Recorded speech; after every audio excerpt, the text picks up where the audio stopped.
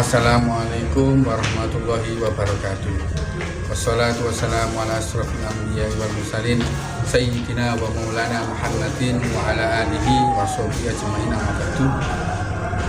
Sahabat-sahabat semua, teman-teman baik semua dimanapun berada, mudah-mudahan Allah senantiasa memberikan nikmat sehat, nikmat selamat, dan mudah-mudahan juga selalu diberikan rezeki yang lancar oleh Allah Subhanahu wa Ta'ala.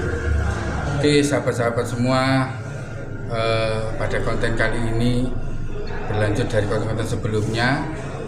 Mbak Eko akan memberikan cara, tips atau cara untuk membuat pagar gaib bagi seorang pemula, seorang yang memang belum pernah, yang tidak punya, bukan praktisi supranatural, bukan.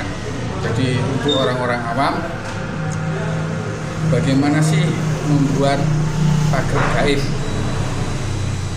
Mungkin sudah pernah tahu, sudah pernah dengar.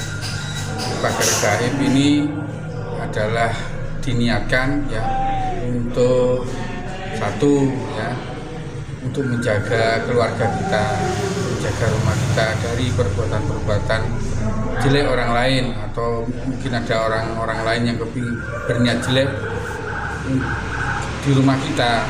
Itu dengan pagar gaib insya Allah akhirnya tidak jadi.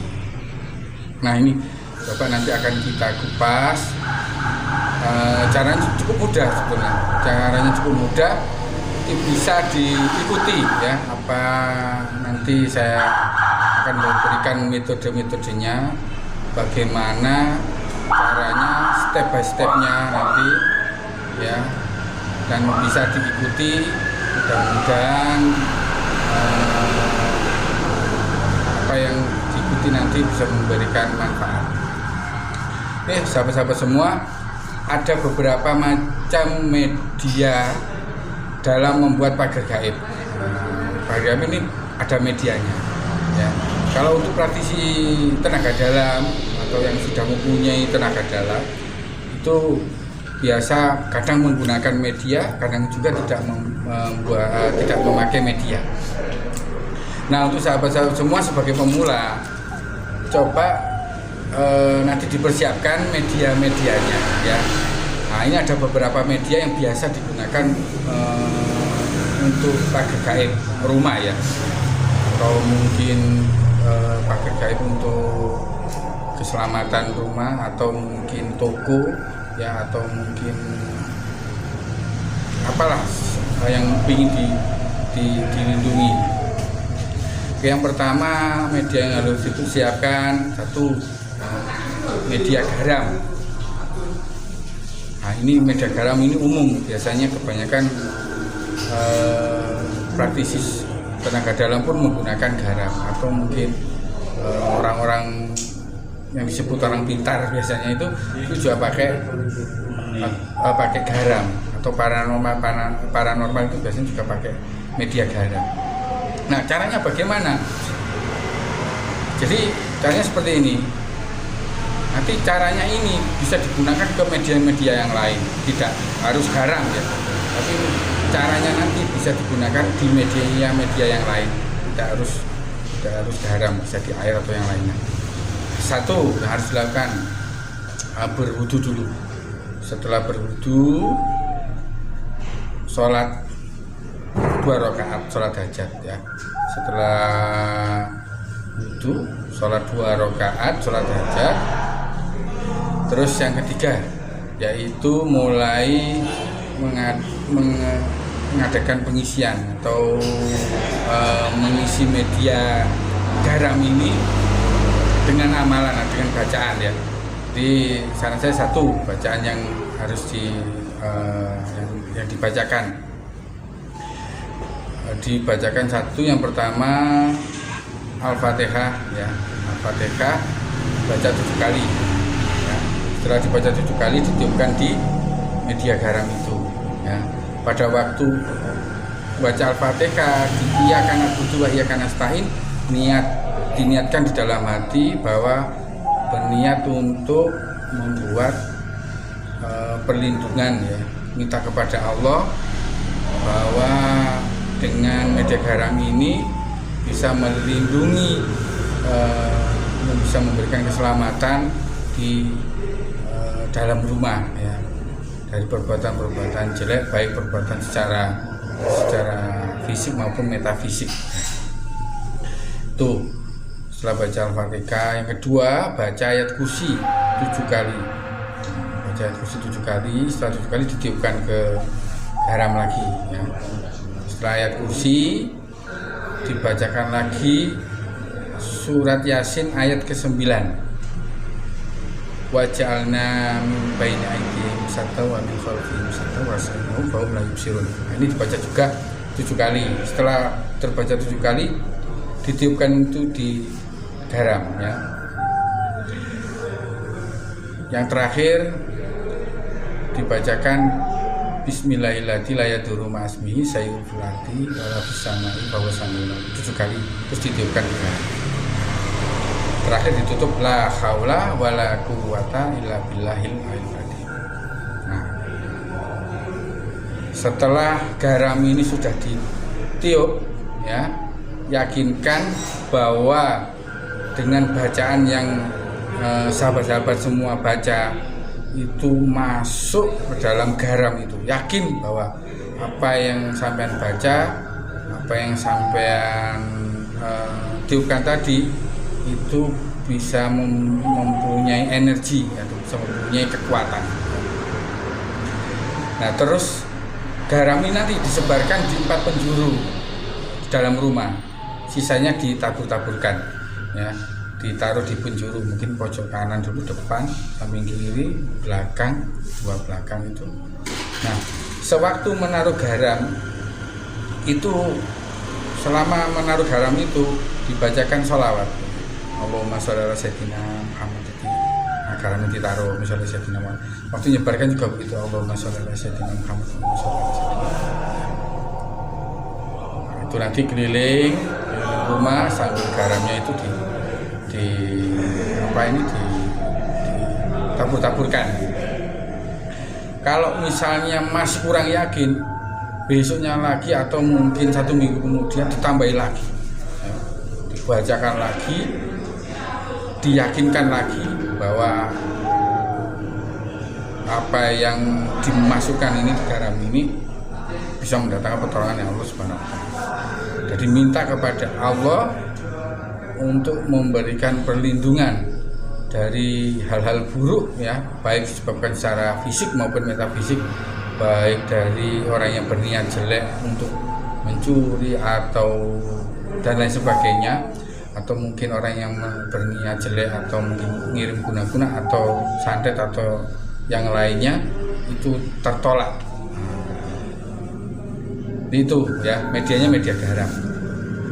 Yang kedua, medianya adalah media air. Kalau media air sama garam hampir sama, tekniknya sama, bacanya juga hampir sama. Terus yang ketiga, medianya adalah bambu kuning. Bambu yang berwarna kuning. Nah, bambu kuning ini agak berbeda. Jadi yang dibaca itu yang pertama itu adalah syahadat dulu. Syahadat dulu 100 kali ya, syahadat dulu 100 kali, baru sisanya sama seperti tadi waktu ngisi di garam ya. Jadi dibacakan ayat kursi 7 kali ya, terus dibacakan wajangan baini satu terus surat Yasin ayat ke-9 7 kali, sama seperti tadi, cuma awalannya kalau bambu kuning harus ada syahadatnya dulu 100 kali. Nah, itu ditaruh di pojok-pojok, di pojok-pojok, di pojok-pojok rumah ya, pojok-pojok perkarangan. Itu nanti ditancapkan di situ. Terus media yang keempat ada, itu mungkin ya agak berbiaya, agak mahal ya. Itu biasanya pakai paku emas, paku dari emas. Nah, kalau paku dari emas ini ada perbedaan sedikit. Kalau yang garam itu tadi la haulanya kan ditutup hanya 1 kali. Kalau pakai paku yang dari emas ini la haulanya itu 100 kali. bedanya di situ. Ya. Nah itu setelah didoakan, pakunya ditancapkan di pojok-pojok itu untuk perlindungan. Terus media berikutnya adalah media kembang, ya. Kembang 7 rupa. Kalau kembang 7 rupa hampir sama dengan garam. Bacanya pun sama, maksudnya sama, terus ditabur-taburkan, waktu ditaburkan juga pakai sholawat. Nah yang keenam, pagar gaib ini biasanya dengan menggunakan memanggil kodam. Nah, ini biasanya itu memakai raja atau apa itu ya, raja ya, jadi tulisan bentuk Arab atau rumus-rumus itu namanya raja. Nah itu adalah untuk memanggil kodam untuk menjaga rumah. Ini biasanya paranormal ini yang biasanya membuat raja ya, membuat raja untuk keselamatan rumah itu biasanya. Terus ditaruh di rajanya, biasanya ditaruh di atas pintu.